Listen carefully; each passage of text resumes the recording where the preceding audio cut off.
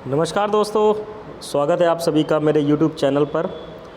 आज para jumble का part 2, जिसकी जो ट्रिक्स हम लोगों ने इसके पहले डिस्कस करी थी। जो लोग आज पहली बार इस वीडियो को देख रहे हैं वो सबसे पहले इसका जो फर्स्ट पार्ट है उसको देखें, ठीक है, जो 2 दिन पहले अपलोड किया गया था।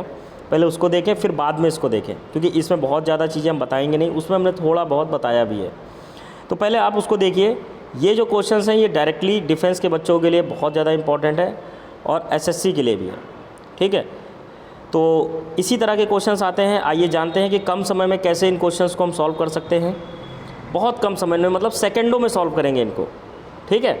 तो चलिए स्टार्ट करते हैं। पहला क्वेश्चन देखिए, to understand to many people threatening and even impossible grammar appears. जो बच्चे आ गए हैं, लाइव आ गए हैं या बाद में देख रहे हैं, जो भी है, ये सभी बच्चे लाइक ज़रूर करें और शेयर करें अपने सभी सोशल मीडियाज़ में। हम लोगों को मोटिवेशन आप लोग के शेयर और लाइक से मिलता है, ये बात आप याद रखिएगा, ठीक है। और कमेंट करें अगर कुछ भी आगे आप हमसे रिक्वायरमेंट किसी भी चीज़ की चाहते हैं तो चलिए इसका आंसर आप लोग दे दिए, क्या आएगा। चलिए आइए स्टार्ट करते हैं। देखिए, जैसे इसमें है कि CABD, सबसे पहले ये देखते हैं कि इसमें क्या क्या नहीं हो सकता। जैसे हमने कहा ग्रामर अपीयर्स, ठीक है। अगर ये क्योंकि ग्रामर अपीयर्स है, अपीयर एक मेन वर्ब है, वर्ब से लास्ट में अपीयर के बाद में कुछ ना कुछ कॉम्प्लीमेंट या ऑब्जेक्ट आता ही आता है, ठीक है। तो उस कंडीशन में हम इससे सेंटेंस ख़त्म नहीं कर सकते, क्योंकि ये लास्ट में नहीं आ सकता, क्योंकि इसके बाद कुछ ना कुछ आएगा ज़रूर। तो ए ऑप्शन तो अपने आप ही गलत हो गया, ठीक। ए ऑप्शन अपने आप ही गलत हो गया। इसके बाद आगे बढ़ते हैं, देखते हैं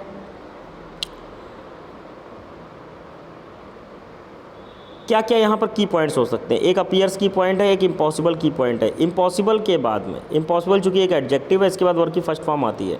वर्ब की फर्स्ट फॉर्म होती है, वर्ब की फर्स्ट फॉर्म कहाँ लिखी हुई है, 2 प्लस वर्ब की फर्स्ट फॉर्म, सी के बाद ए। सी के बाद ए देखिए कहाँ पर यूज़ किया गया, यहाँ सी के बाद बी है, ये नहीं हो सकता। यहाँ सी से सेंटेंस ख़त्म है, ये नहीं हो सकता। बचा कौन सा, ये इसका आंसर ही। जरा से की पॉइंट से हमने इस क्वेश्चन को देखिए सेकंडों में सॉल्व कर लिया, ठीक है। ये तो चूंकि हम आपको बता रहे हैं इसलिए कुछ सेकंड ज़्यादा लग रहे हैं। अगर हम इसको कर रहे होंगे पेपर में, 2 सेकंड के अंदर पेपर में इसका आंसर हम लोग निकाल सकते हैं। समय बचाता है, ग्रामर आपकी बहुत ज़्यादा हेल्प करता है हर जगह। चलिए आगे बढ़ते हैं। नेक्स्ट सेकंड क्वेश्चन पे आते हैं। जल्दी से इसका आंसर दीजिए आप लोग, जल्दी से आंसर दीजिए बेटा। चलिए देखिए, की पॉइंट्स ढूंढते हैं। इज़ इसका की पॉइंट है, ठीक है। इसके बाद में, जैसा कि हमने लास्ट वाली वीडियो में बताया था कि इसके बाद में कॉम्प्लीमेंट आता है।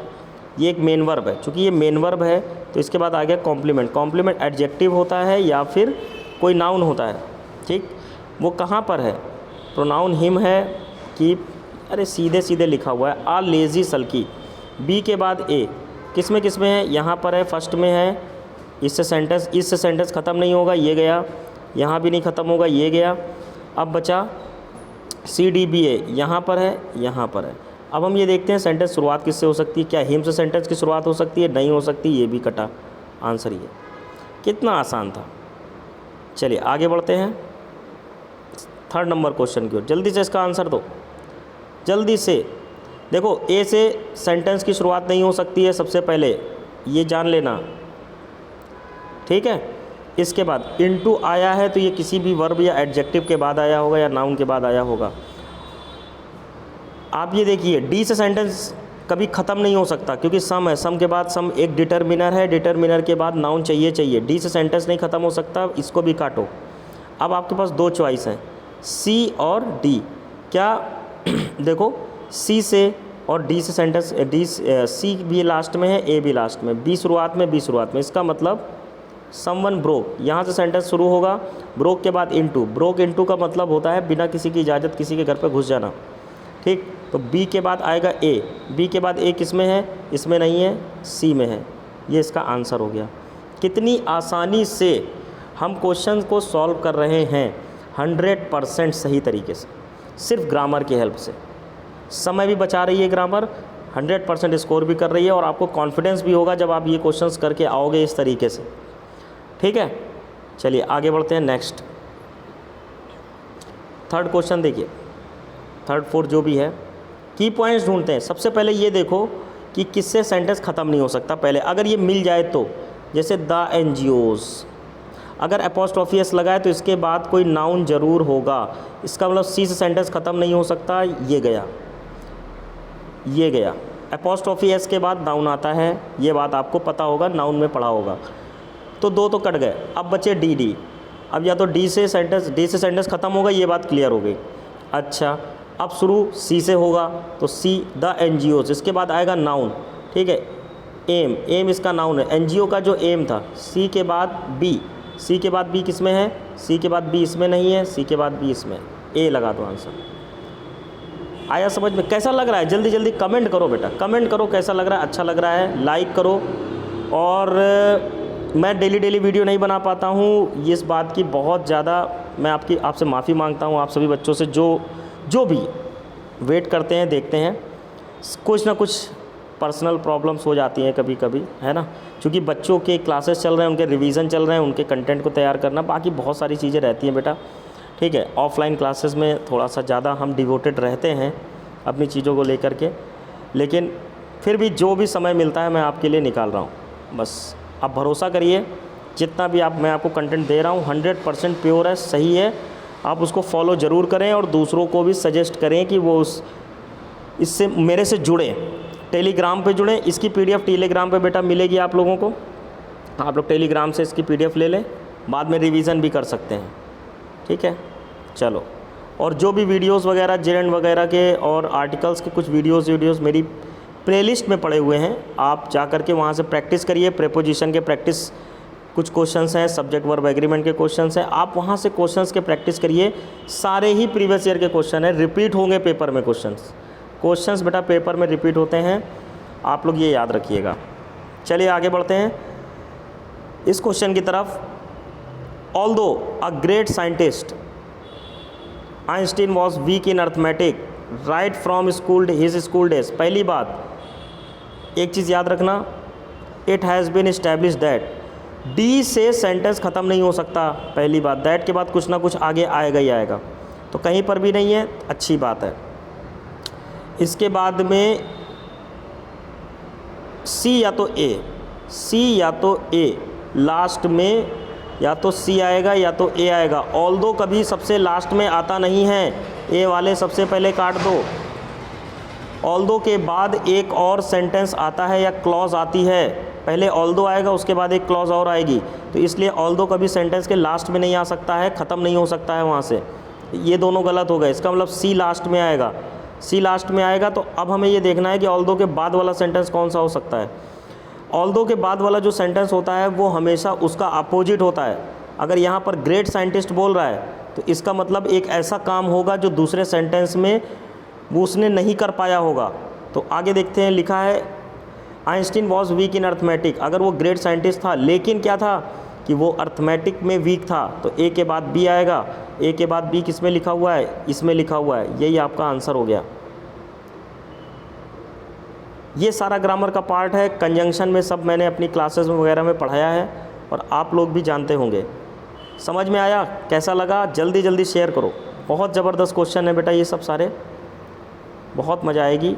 ये 10 क्वेश्चन बड़े इंपॉर्टेंट ही हैं, हो सकता है इसमें से ही कुछ आ जाए पेपर में। इसके बाद नेक्स्ट क्वेश्चन देखो बेटा, to raise their status. Answer दे दो, हम थोड़ा सा वेट कर लेते हैं कुछ सेकंड का ही वेट करेंगे, मिनट नहीं कर सकते बेटा। सेकंड के क्वेश्चन सेकंड में लगेंगे। अगर आप मेरे तरीके को फॉलो कर रहे हैं तो सेकंड में आंसर आने चाहिए।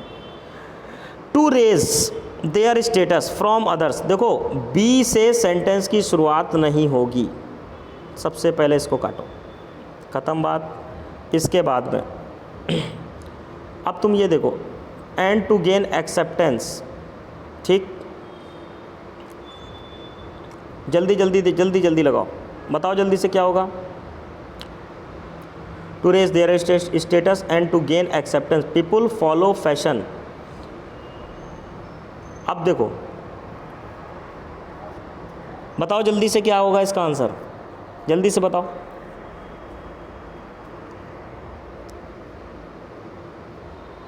डी से सेंटेंस की शुरुआत होगी, ए नहीं होगा। डी से सेंटेंस की शुरुआत होगी, पीपल फॉलो फैशंस, फैशन। ठीक है। अब आपको डी और बी और डी और ए में डिफरेंस देखना है कि डी के बाद में ए आएगा कि बी, जल्दी बताओ। हैं?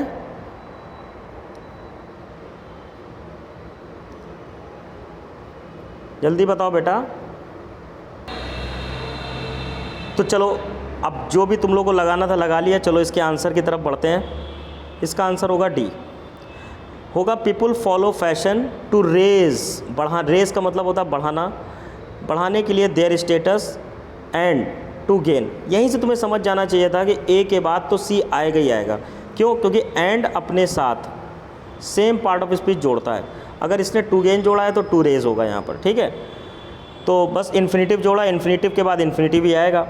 बस सीधे से ए के बाद सी, अगर हम इसको देखना चाहते हैं तो ए के बाद सी एक ही जगह लिखा हुआ है, ठीक। यही इसका आंसर हो सकता था, ज़्यादा कुछ करने की ज़रूरत ही नहीं। लेकिन मैं देख रहा था कि आप लोग क्या कर रहे हो। चलो समझ में आया, आगे बढ़ते हैं। नेक्स्ट क्वेश्चन, रीज़न, चलो जल्दी से इसका बताओ। Reasons for this failure, one of the principal dare not take risk is that many people.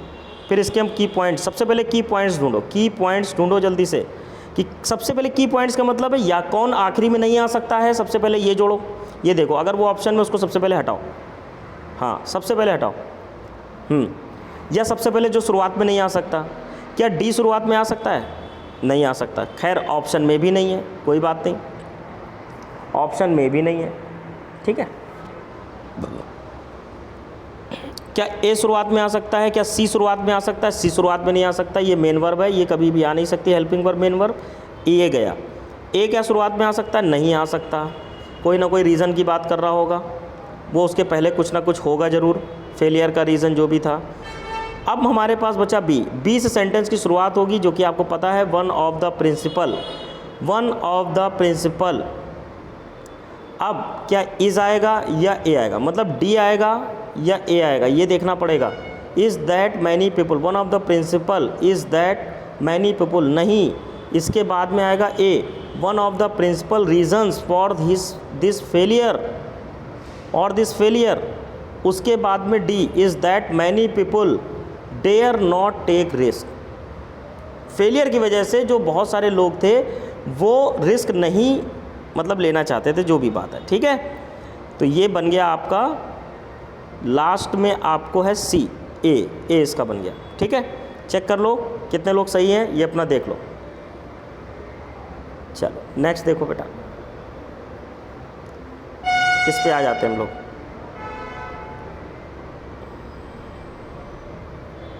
चलो जल्दी से इसका आंसर लगाओ। Whole of last year twice during the I only went fishing. सबसे पहले बहुत सारी चीज़ें इसमें दिख रही हैं। सबसे पहले ये देखो, कौन सेंटेंस के लास्ट में नहीं आ सकता? क्या द से सेंटेंस ख़त्म हो सकता है? क्या द से सेंटेंस ख़त्म हो सकता है? नहीं, इसके बाद तो नाउन चाहिए या कुछ ना कुछ चाहिए हमें, ठीक है। या एडजेक्टिव भी आ सकता है द के बाद। तो सबसे पहले सी से सेंटेंस ख़त्म नहीं हो सकता, बिल्कुल नहीं हो सकता। क्या सी से सेंटेंस शुरू हो सकता है? बिल्कुल नहीं हो सकता। दो ऑप्शन अब हमारे पास बचे हैं, ए सी बी डी या डी सी ए बी। जल्दी से इन दोनों में से आंसर बताओ, जल्दी से बताओ। डी, ए सी बी डी। और शेयर वेयर करते रहो यार अपने दोस्तों को, ज़्यादा से ज़्यादा लोगों को जोड़ो, ज़्यादा से ज़्यादा लाइक करो, कमेंट करो।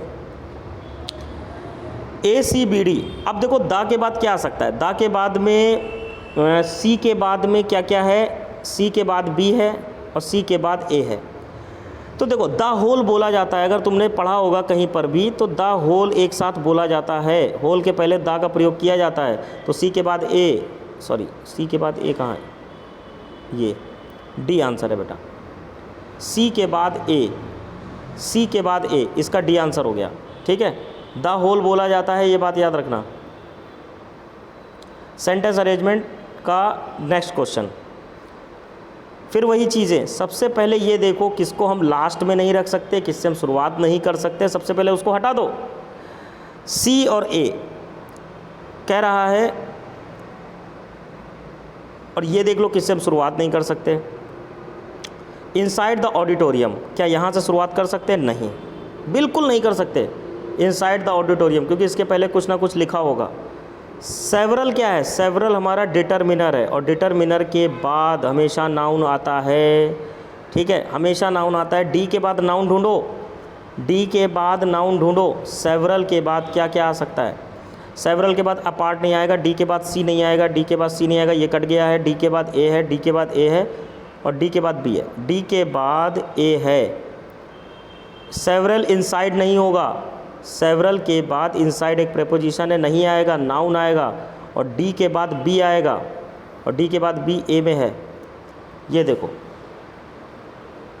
लग रहे हैं ना, आराम से लग रहे हैं, बहुत ईजिली जिसे हम बोलते हैं, ठीक है, बहुत आसानी से सारे क्वेश्चन हो रहे हैं बेटा। ऐसे ही लगाना है आपको, समय बचाना है पेपर में। पेपर जो होता है हमारा समय बचाने के लिए होता है बेटा, वहाँ समय ही कम होता है। बाकी आता तो सबको है, आता सबको है, जो फेल होते हैं उनको भी आता है बेटा।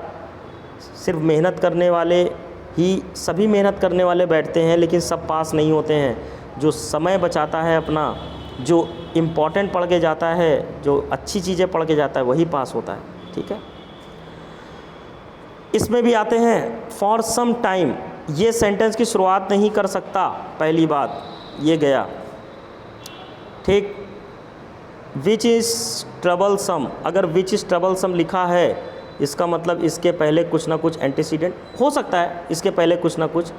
दो there is humidity in it the weather becomes cool and pleasant. याद रखना, विच के पहले कूल एंड प्लीजेंट नहीं आ सकता है, सी के बाद बी नहीं आ सकता है। क्यों नहीं आ सकता है? देखो क्यों नहीं आ सकता है। कूल एंड प्लीजेंट दो चीज़ें हैं, और विच के बाद इज़ लिखा है, इसका मतलब सिंगुलर चाहिए विच के पहले। विच के पहले क्या चाहिए? सिंगुलर। इट सिंगुलर लिखा हुआ है, डी के बाद बी लगाओ। डी के बाद बी कहाँ कहाँ है? डी के बाद बी ए में है और डी में है, ठीक। डी के बाद, ठीक है। अब सी क्या, सी से क्या सेंटेंस की शुरुआत हो सकती है? डी के बाद बी विच इज़ ट्रबलसम, और सी से सेंटेंस को ख़त्म कर रहे हैं ये। चलो डी बी ए सी, दो देयर इज़, आंसर बताओ जल्दी से। There is humidity in it which is troublesome for some time, कैसा है बताओ ये? D B A C, D B A C.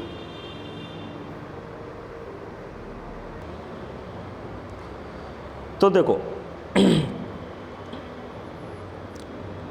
The weather becomes cool and pleasant for some time, जो weather था वो बहुत ही कूल और प्लीजेंट था कुछ समय के लिए।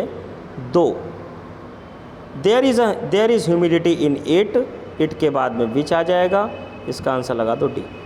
तो बहुत ज़्यादा हार्ड क्वेश्चन नहीं है, ऐसे ही क्वेश्चन आपके एयरफोर्स के एग्ज़ाम्स में आएंगे, और सभी बच्चे इसी तरह से पढ़ें और करें। और याद रखो, रिवीजन बेटा बहुत करो, रिवीजन का करने का समय है, नया पढ़ने का कोई भी समय नहीं है। अब कोई भी नया नहीं पढ़ेगा। और सभी लोग नाउन को कैसे एडजेक्टिव में चेंज करें, एडजेक्टिव को कैसे नाउन में चेंज करें, या वर्ब में कैसे चेंज करें, ये ज़रूर सीख लें। एक एक नंबर का इससे आता है, ठीक है। तो आज के लिए इतना ही। जय हिंद सभी को, सभी स्वस्थ रहें, और सभी लोग मास्क पहने और सैनिटाइज़र का यूज़ करें। जय हिंद।